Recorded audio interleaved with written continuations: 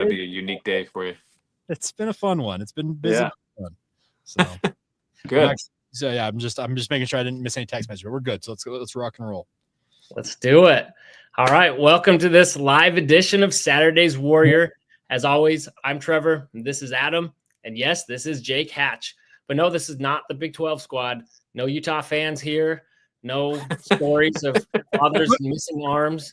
Do you want me to call JT real quick and get him on? I'm going to make a phone call. Please. No, the day of all days would be awesome. Well, yeah, I guess if we want to gloat in his face, sure.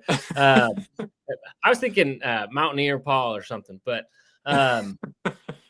liven things up a little. But seriously, we are honored to be joined tonight by Jake of Locked On Cougars to talk about the huge news of Ryder Lyons announcing his commitment to the BYU Cougars and do kind of an overview with what time we have of BYU's recruiting efforts. So thanks again, Jake, for joining us.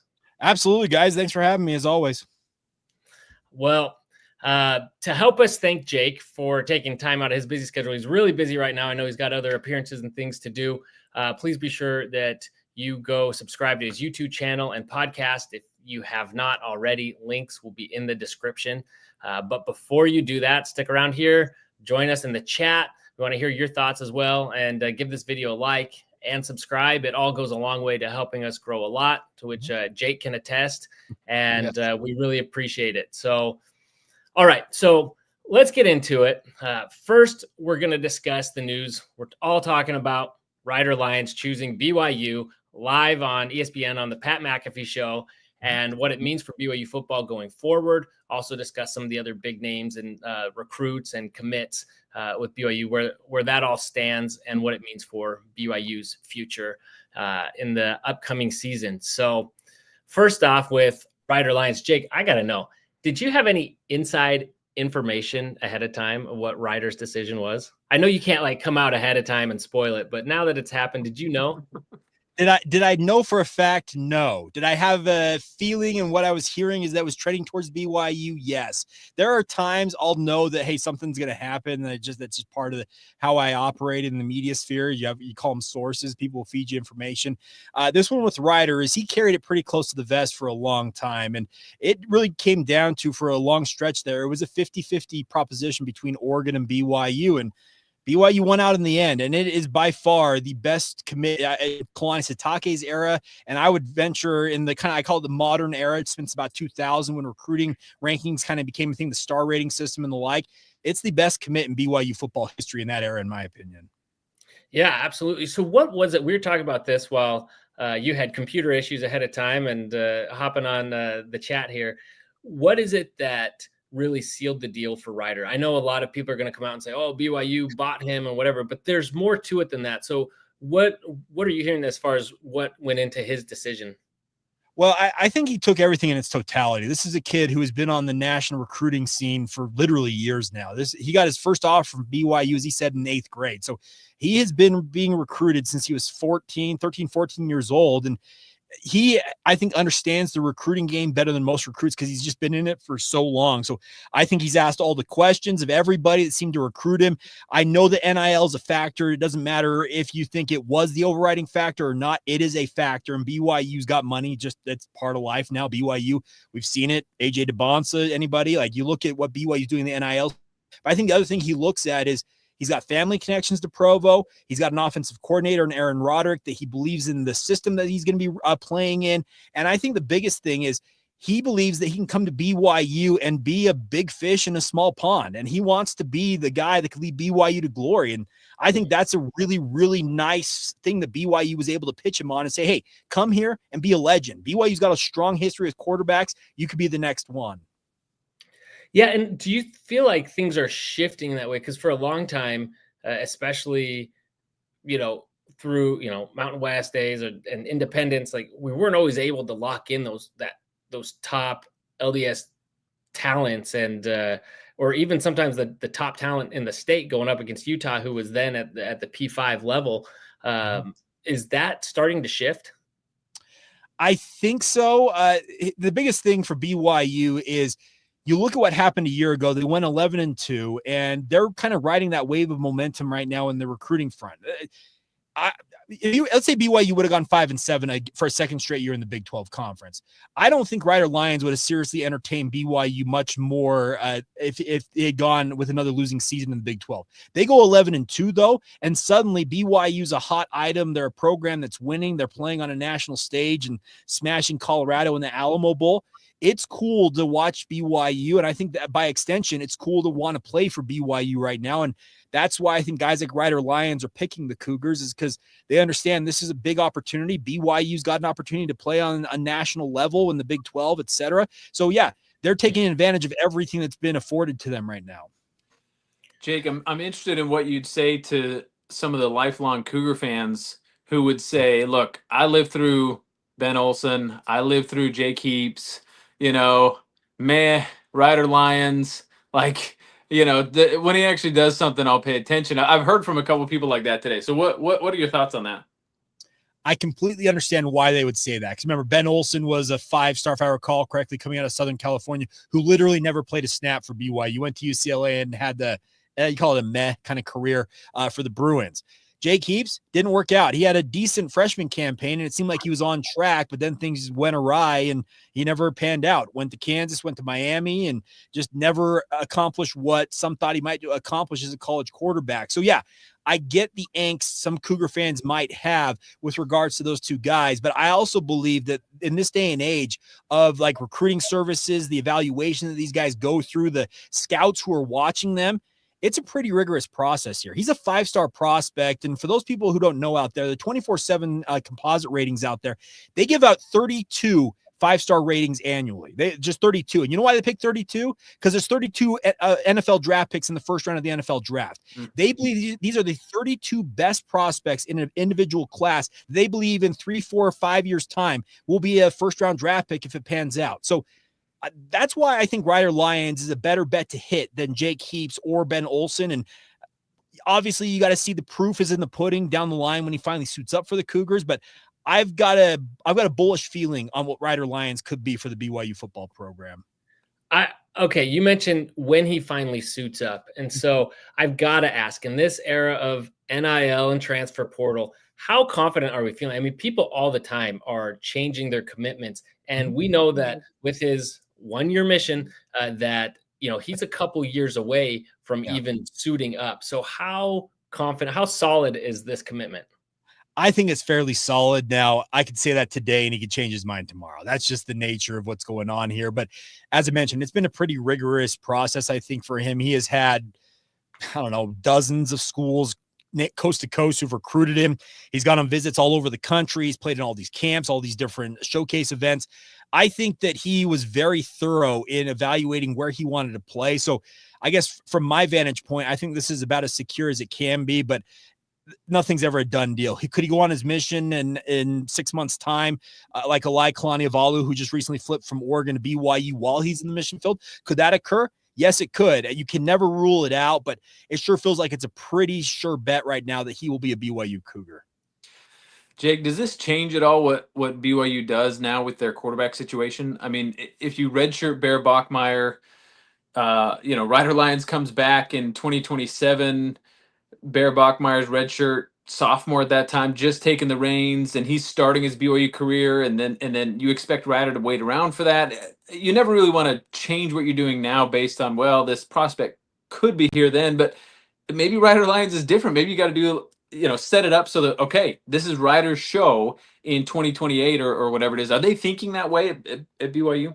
I would doubt that they are like saying that to Ryder that 2028 is your time to shine, because this is a program. Kalani Sitake has been on record multiple times saying that the best players will play in this program. And yes, Ryder Lyons is a 5-star prospect. Bear Bachmeier, he's a 4-star prospect.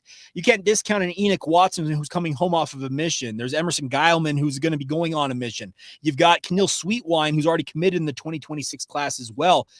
All of them have got dreams of being the guy for BYU. But yeah, the timeline, it's a little bit convoluted right now for BYU, if I'm being blunt about it, because you just kind of look at, okay, when he gets home, as you mentioned, Bear Bachmeier could be a redshirt sophomore, and as very well could be the guy who's kind of stepping into the mold of being the guy at BYU. I think competition will bring the best out of these guys, and whoever emerges at the top, they're the winner. But Yeah, there's a question of how long truly do you have to wait before you'll see a guy like Ryder Lyons suiting up and playing actually for BYU.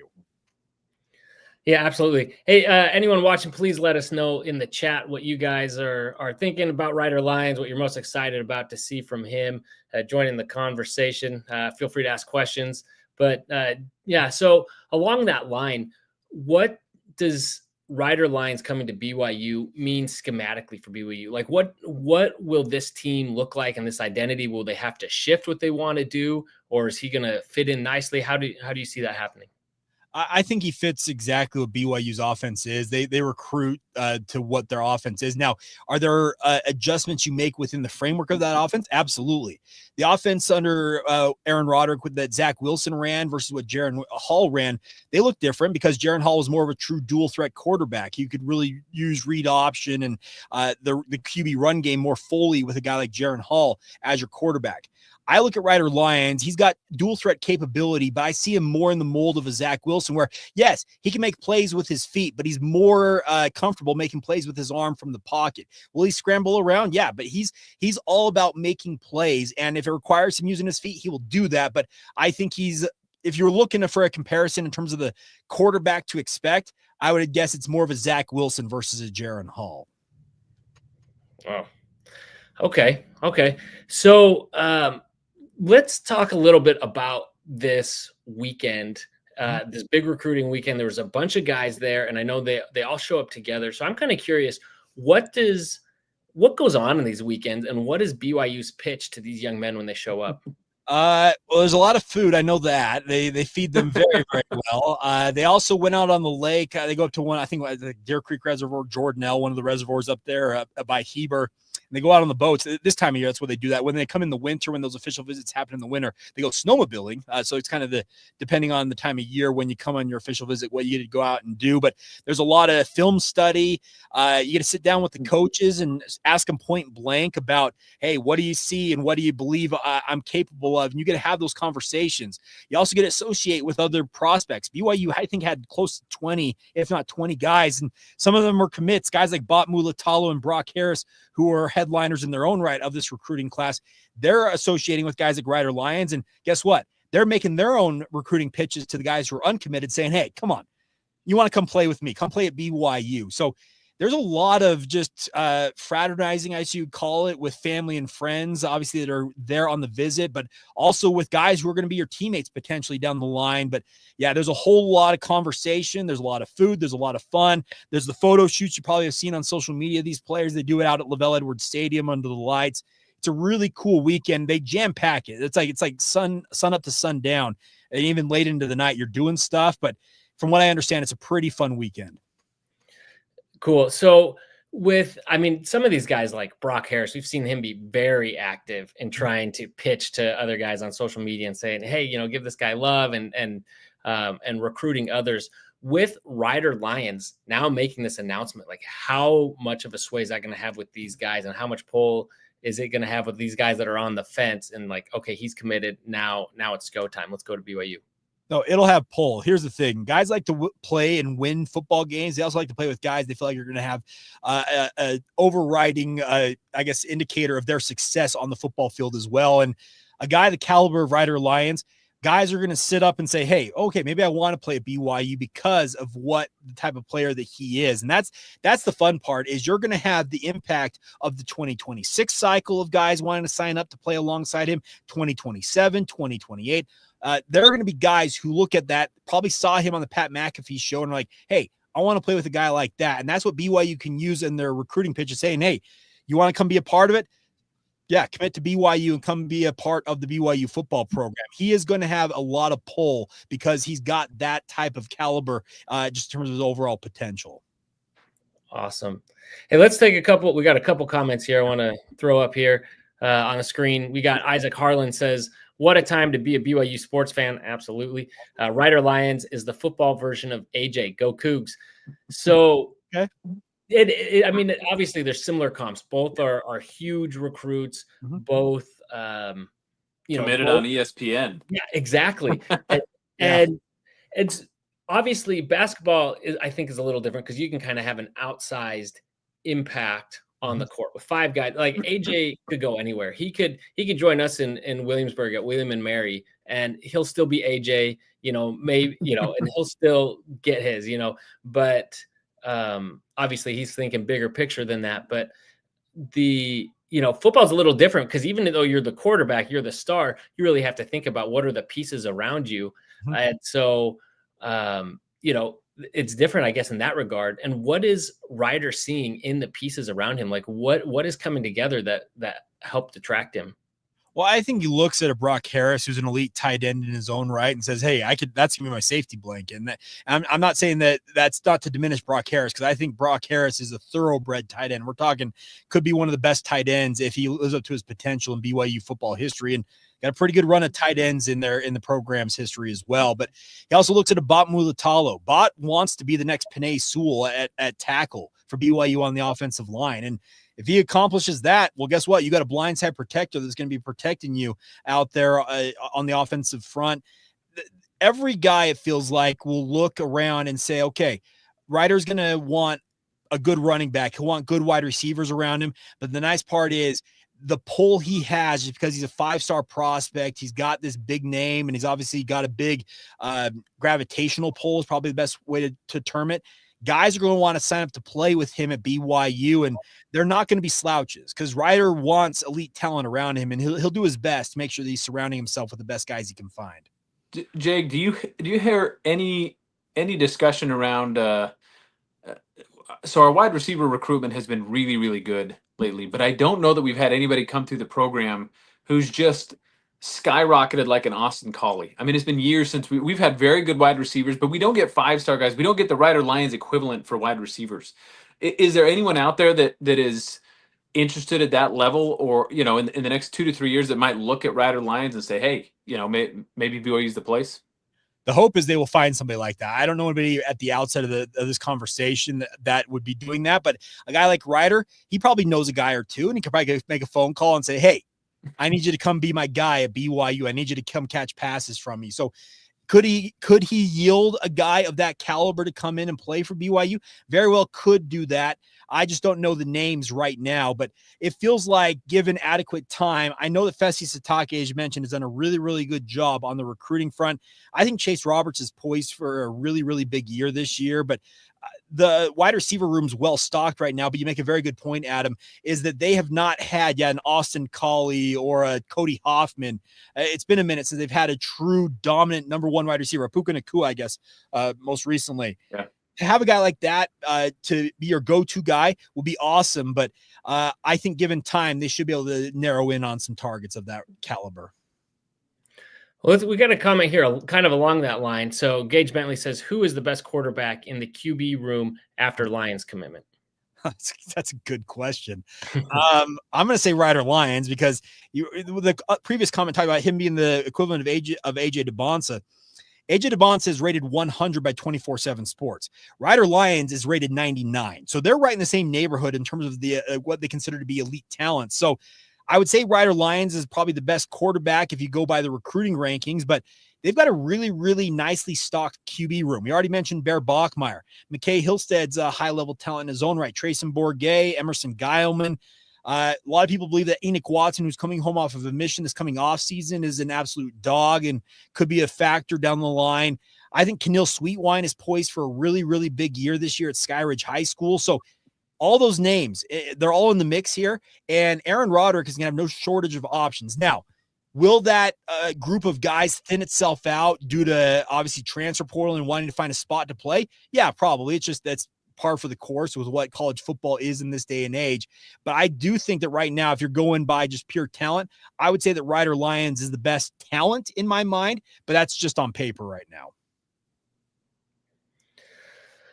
Yeah. I mean, that's good news for us. I mean, at least in 2027, it'll be interesting to see how all of that plays out.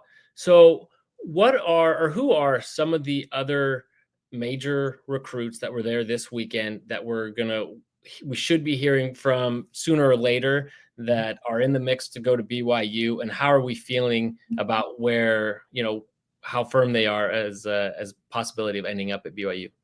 The number one guys on the defensive side of the football, it feels like, is Jackson Gates. He's a high-level 3-star talent, kind of knocking on the door of 4-star territory. He was committed to Syracuse when he went on his visit to BYU. He was also visited Utah and other programs as well. But shortly after his visit to Provo, he announces, hey, I am decommitting from Syracuse University. I want to thank everybody with the orange, blah, blah, blah, blah. And then I'm talking minutes later, Gennaro Guilford sends out the bat signal with the eyeballs emoji. And it's like,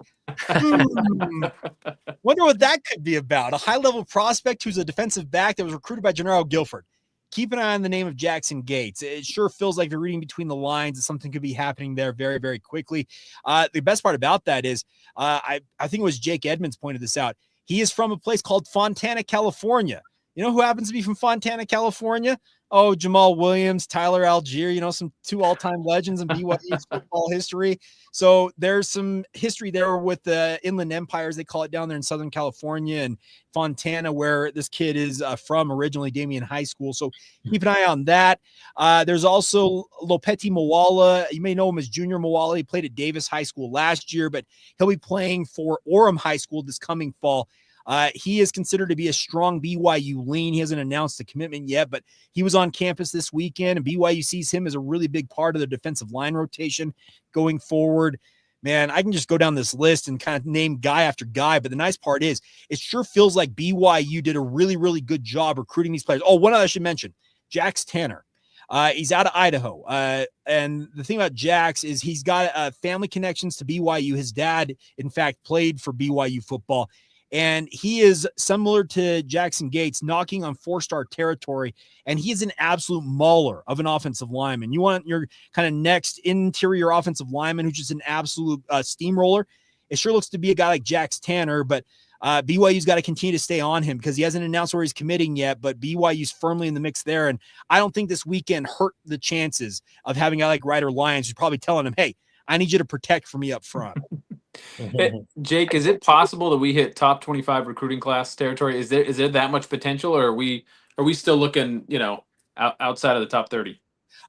There's very high potential to be inside the top 25 if they scoop up a bunch of these guys in very short order. Now, the recruiting process will play out because signing day, as you guys know, is not until December. The early signing window, I should say, actual national signing day is still in early February. So we're a ways off from these guys being signed, sealed, and delivered. And, things could happen. But right now, if the way things are looking for BYU continue to kind of keep rolling the way that they are, yeah, they're very well could find themselves inside the top 25 in the recruiting rankings. And history suggests if you were inside that top 25, you've got a chance to be near the top of your conference, if not competing for the college football playoff. But that can't just be a one-year thing. It's got to be a pretty much annual deal where you're recruiting at that level every single year.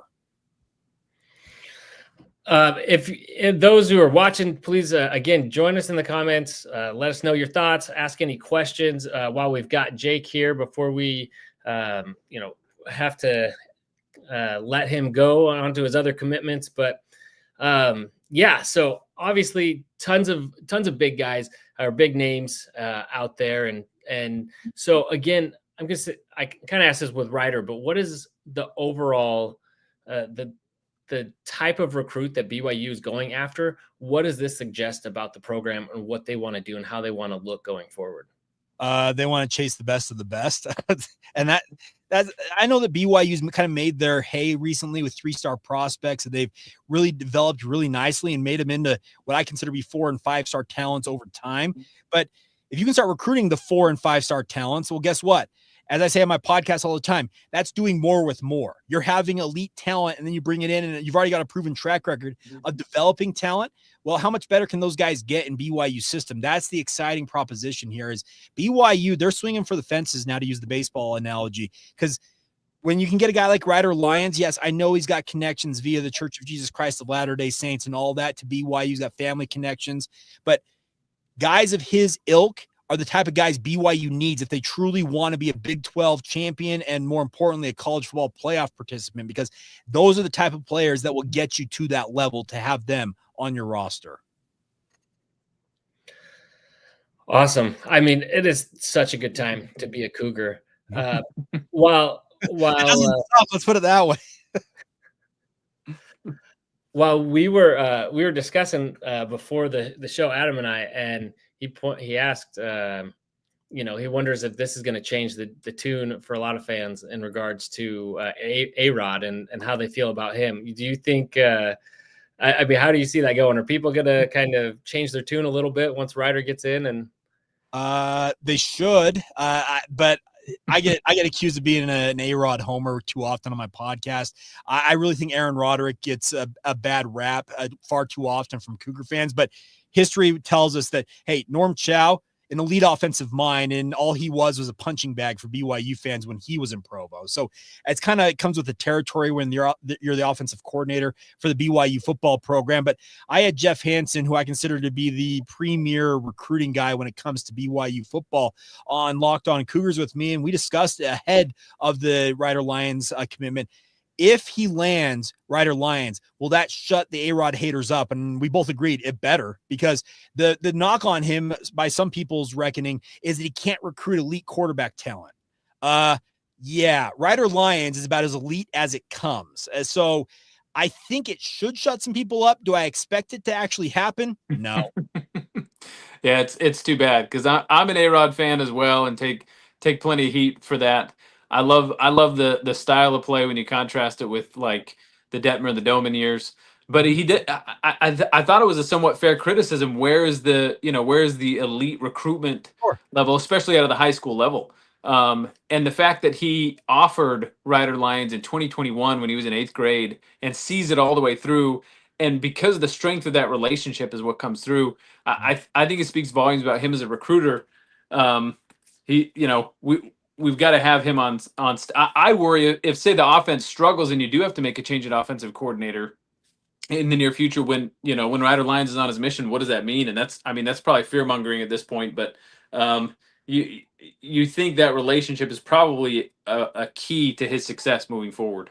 Yeah, the biggest thing with A-Rod is he is very content in Provo. He likes the setup he's got. He is a Kalani guy through and through, and they're really, really tight. And yes, that's going to have people jumping in the comments probably saying, well, he had the same relationship with Elisa Tuiaki, and look how that turned out. Okay. Whatever. Sounds like you've heard it all, Jake. Oh, trust me. I've done this for long enough. I've heard them all. But the thing about A-Rod is, yes, there was a criticism. Yeah, he couldn't lock down a top-tier quarterback prospect out of the high school ranks. Well, guess what? He did just that. He checked that box. Now, he's going to have to continue to do that because he's got to keep that quarterback room stocked. But as we've already discussed, it looks pretty well stocked for the future here, because they've got a lot of really, really good talents already in that room, and Ryder Lyons should only enhance that when he shows up in Provo in 2027. I'm looking forward to it. Yeah, Aaron Roderick, that's just kind of the nature of college football, is that you go up and down with the players that you have in your offense. The nice part is it looks like BYU's offense has got a lot of talent and a lot of depth in it right now. And the Jake Retzloff question notwithstanding right now, I still feel like this offense is going to be something that quarterbacks are going to want to play in. Yeah, I mean, A-Rod, criticize him all you want, play calling, whatever, issues people have with him, but you look at his ability to spot talent. You mentioned, getting in early with Ryder Lyons and being able to see that all the way through, close the deal. But I mean, these other guys, even, you talk about Zach Wilson, who was not super highly rated, Jaron Hall, but then even Jake Retzloff, who, coming from JUCO ranks and being, nobody else wanted him, and being able to spot that. So I think his ability to spot talent and bring those guys and then help them develop is definitely unquestioned. And it's not even on the quarterback front. Here's the thing about A-Rod is I could fill a book, it feels like, with some of the stuff that I have heard about what he's done on the recruiting trail. And we're not talking just quarterback recruiting. He goes out, and if he sees a guy, he is going to call up whichever coach, whatever position that player plays, and says, hey, that's a dude. He knows how he has an eye for talent just in football overall. I think he's a severely underrated recruiter in that sense. He has worked extensively down in Southern California in particular, and this goes back even to his time at the University of Utah. He knows Southern California. He knows it's a hotbed for talent, and he's done a really, really good job finding talent out of that area. But the best part is he's found talent for other positions throughout his time at BYU, not just at the quarterback position. Yeah. Well, we'll see. He's definitely going to have an interesting Oh, situation on his hands when it comes to quarterbacks this upcoming season. So we'll see how he goes there. I don't want to derail into that and want to stay focused on Ryder Lions tonight. But yeah, it's just astounding, just showing that BYU has reached this new level in multiple sports. Yeah.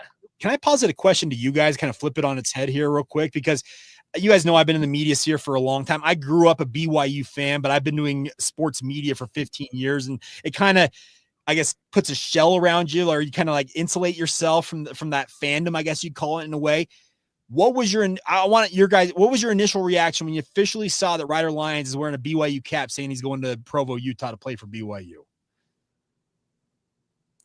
I'll kick it off, man. I was thrilled. I was following the news, and to me the tell was all the offers that Oregon had put out to other quarterbacks in the last couple of weeks, and I thought, oh my goodness, I think we actually have a chance, because I didn't think we'd have a chance until the last week or so, is where I finally felt like, oh, okay.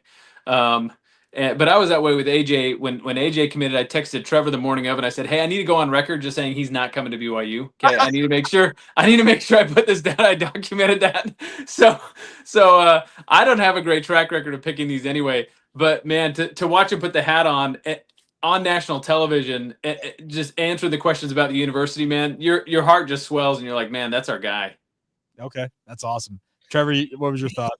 Yeah, so I'll admit, obviously I'm super excited, but I wasn't that surprised. I think all the signs early on leading into it, which is I usually don't. I'd even already started, scripting what we want to talk about him, picking BYU, Okay. and I felt good about it, which is not like me. Usually I'm like we will see when we see, and like I was that way with AJ, and I didn't feel good until I saw him on in the practices at BYU wearing a jersey. Like I just that skeptical, like anything could happen. And obviously anything can happen. But for right now, I was anticipating it being BYU. Obviously I'm relieved that it is. And unfortunately I missed it. I had to hop in the car and I was like, okay, I don't know. It's a 3-hour long program. I don't know when he's going to announce. And by like 10 minutes into the show, he's already announced. So my phone was blowing up and everything. So yeah. And on top of it all, it is my birthday. So I consider this a huge birthday present. That's really all I asked for my birthday, and I got it. So I'm pretty excited. Well, happy birthday, Trevor. I probably should have let off today's show. I knew it was your birthday. I forgot to mention that, but happy birthday to you. Well, thank you. You guys don't have to sing for me. I'll let everyone at home do that. So. Oh, come on. No, you don't want me singing. I'm not going to do that. No. So yeah, it's huge. Obviously, I think just what it says about BYU and signaling to everybody else across sports, and that this is a new era. And, there's going to be people out there that say, oh, this is just about money, but it's not. Like, we know on the inside that there's more to it. And I think that, there is a pull for people, especially someone like Ryder Lyons, different situation from AJ, who didn't really grow up with any connection to the church. Ryder Lyons did grow up with connection to BYU and within the church, and has that. And so I think it just shows that BYU being in the Big 12 has opened up a lot of doors, but not just that, having coaching staff, having resources in place to help develop players. It just shows that now BYU is in a completely different stratosphere than we've ever been before, even including the 1984 championship team. So, well, did you guys see that his mom was in Mr. Cougar's Christmas? Like, no way. Yeah, that his mom is awesome. His mom is the little girl that was with Jimmy Stewart in Mr. Cougar's Christmas. No way. Yeah, that is Ryder Lyons' mom. I learned that today. Wow. That is absolutely fascinating to me. But you talk about connections to BYU. Yeah, they run deep with yeah. But to your point, Trevor, yeah, he obviously has all these connections to BYU. AJ didn't have those, but it signals that BYU, they can chase, it feels like anybody. If they are interested in BYU, BYU's got the resources. They got the NIL cash. They've got everything lined up here that should make BYU capable. Yeah, there we go. Right there. Jackson Payne right there. Cammy, there you go.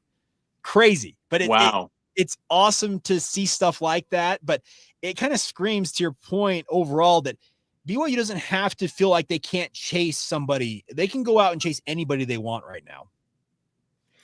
It's pretty awesome. Okay, real quick, before we let you go, who are the next guys we already asked you, who are some of the other big names, but I saw something that some of these other guys are just kind of waiting to announce because they want a little bit of distance from the Ryder Lions. So, because obviously he's going to, get all the media attention. So who should we be kind of looking for, like the next dominoes to fall? Well, so obviously I already mentioned guys like a Jackson Gates. I think that's just a matter of time. It feels like, just because reading between the lines there, it feels like he could announce any time now. But I think a lot of these guys who go on these official visits in June, they're planning on making announcements over the next couple of weeks. So I would expect the Jax Tanners of the world, the that's another Kauai Akana from Orem High School. He's a guy that visited BYU this past weekend, who's a high-level prospect in his own right. Lopeti Moala. I think all these guys will be coming off the board in the next, I'd say, few weeks, if not by the end of July. I think it's the very latest you probably hear them in terms of their announcements of their commitment. And the hope is that the majority of them, if not all of them, are saying, hey, it's BYU where I want to play. And yeah, they maybe do want to get some separation from Ryder to have their own headlines. They don't want to be kind of lost in the limelight that's being cast upon Ryder, but doesn't diminish anything that BYU is doing in the recruiting front, because every one of those guys, I think it was Adam, you brought up earlier, could they be a top 25 class? Well, those are the type of guys you got to scoop up all this talent, and that's what's going to get you into that top 25 ranking. Awesome. Well, we look forward to it. We will we're aiming to do live shows as frequently as possible on Monday evening. So we'll be covering all those as they come out. And obviously, I'm sure everyone watching this has seen you, Jake, in your show, but obviously you'll be covering each of that every morning. And as the big news breaks, you'll be putting those podcasts out. So make sure to, if you haven't already, somehow go subscribe to Jake, follow all his stuff. It's excellent. And Adam and I both listen every day. So we're, as you say, everydayers, but also don't forget us, subscribe, come back, and we'll be reacting to all that too. And really appreciate all you guys for watching. And Jake, thank you so much for joining us. Can't thank you enough. I know you're super busy, so to make time for us is a really big deal. Hey, it's always a pleasure, guys. Anytime you need me, reach out. Thanks, Jake. Appreciate it. Take care and enjoy. And as always, go Cougs. Go Cougs.